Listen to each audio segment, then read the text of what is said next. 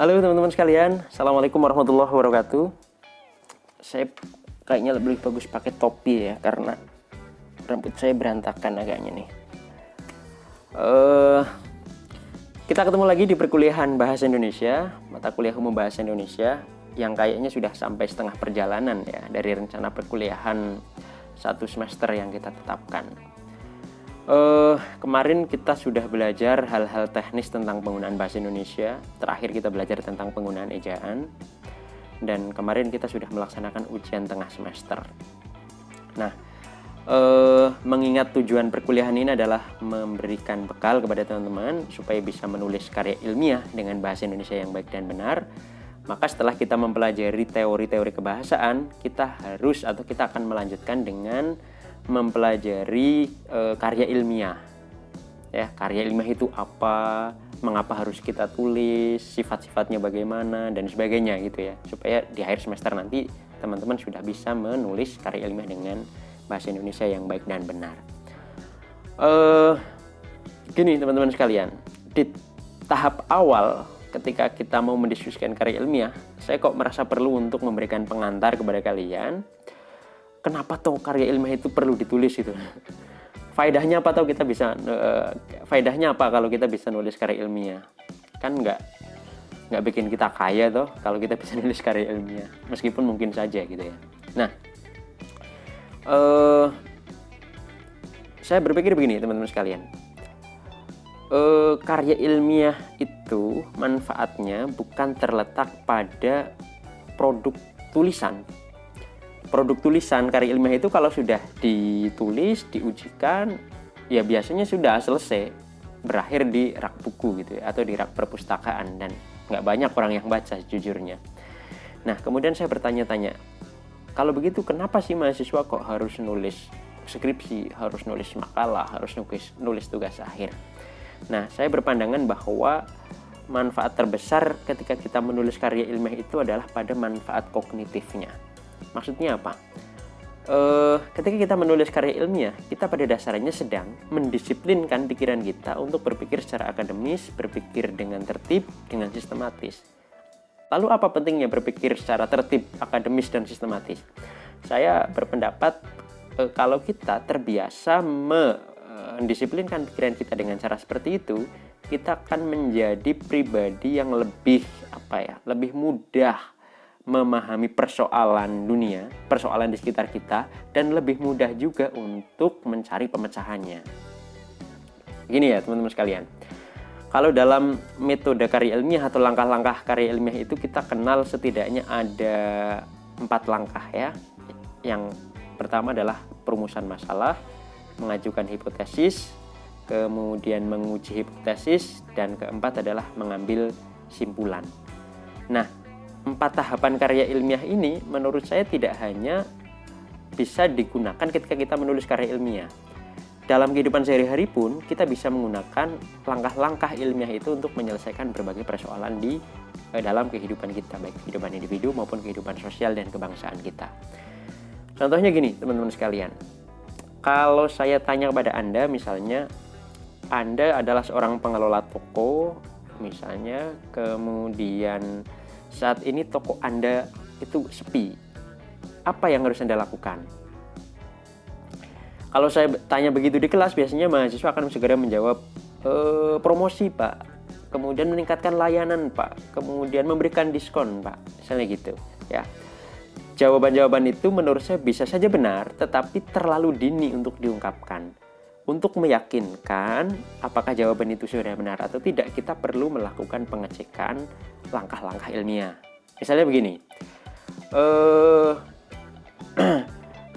pada langkah pertama ketika kita merumuskan masalah, kita perlu mencari tahu dulu ya, masalah yang sebenarnya itu apa. Tokonya sepi misalnya, itu adalah masalah. Yang kedua, kita menyusun hipotesis. Kenapa kok toko sepi? Dengan cara menyusun sejumlah praduga, sejumlah simpulan awal ya, sejumlah hipotesis ya. Mengapa toko kita kok menjadi sepi? Misalnya kita data dulu faktor-faktor apa yang memungkinkan toko kita itu sepi. Misalnya karena pelayanan buruk, karena produknya berkualitas rendah, karena lokasinya tidak strategis, atau karena kita kurang memanfaatkan teknologi informasi dan sebagainya. Nah, itu pada tahap menyusun hipotesis. Misalnya kita buat hipotesis itu 4 itu tadi ya. Nah, kemudian dari 4 hipotesis yang kita ajukan itu kita uji satu persatu. Benarkah harga yang lebih mahal itu membuat toko kita sepi? Bagaimana cara menguji hipotesis ini? Ya kita bandingkan misalnya dengan toko-toko kompetitor. Setelah kita kaji, kita ambil data, observasi ke toko-toko kompetitor, ternyata enggak kok. Ternyata toko kita itu harganya sama, standar. Nah, oleh karena itu kita menyimpulkan bahwa hipotesis tadi itu adalah bukan faktor yang menyebabkan toko kita sepi. Hipotesis yang kedua, misalnya kita uji apakah betul pelayanan yang buruk yang menyebabkan toko kita sepi, misalnya gitu ya. Nah, kita bisa uji hipotesis ini dengan cara bertanya kepada pelanggan yang pernah membeli produk di toko kita. Nah, misalnya dari sekian banyak responden yang kita tanyai, memang sebagian besar menyatakan bahwa pelayanan di toko kita itu kurang memuaskan. Nah, maka kita pertahankan bahwa variabel kedua atau hipotesis kedua itu adalah hipotesis yang memang benar, ya. Kemudian variabel ketiga, variabel keempat kita uji dengan cara yang sama. Mungkin ada yang variabelnya itu teruji, hipotesis itu teruji, atau ada hipotesis yang tidak. Nah, dari sekian banyak hipotesis yang sudah diujikan tadi, kita kemudian bisa mengambil simpulan, oh ternyata variabel atau sebab yang menyebabkan toko kita sepi adalah tadi, misalnya pelayanan kurang memuaskan, atau dan tempat atau tokonya yang kurang strategis. Nah, kalau kita sudah melakukan pengujian itu, kita bisa mengambil simpulan itu dengan valid karena disertai dengan data-data yang ilmiah. Oleh karena itu, toko kita sepi, kemudian tidak langsung promosi atau tidak langsung memberikan diskon, memberikan penurunan harga. Karena harga itu bukan masalahnya, misalnya begitu ya. Nah, saya kira simulasi itu bisa kita gunakan untuk menyelesaikan berbagai persoalan praktis ya di dalam kehidupan kita. Baik persoalan individu maupun persoalan-persoalan sosial. Nah, karena itulah saya berpendapat teman-teman sekalian bahwa manfaat paling penting ketika kita menulis karya ilmiah adalah ketika kita mendisiplinkan pikiran untuk agar terlatih berpikir dengan akademis, dengan sistematis, dengan faktual, dengan menggunakan data-data yang ada gitu loh. Nah, kalau kita sudah membiasakan diri dengan cara seperti itu, ketika kita lulus dari perkuliahan, cara berpikir seperti itu, cara berpikir sistematis, logis, dan tertib itu terbawa di dunia profesional ketika kita bekerja, di dunia masyarakat ketika hidup di masyarakat, dan sebagainya. Sehingga kita menjadi pribadi yang lebih mudah memahami persoalan, sekaligus lebih mudah mencari solusi atas persoalan yang kita selesaikan atau persoalan yang kita hadapi gitu ya. Kalau soal produk berupa skripsinya itu menurut saya nggak penting.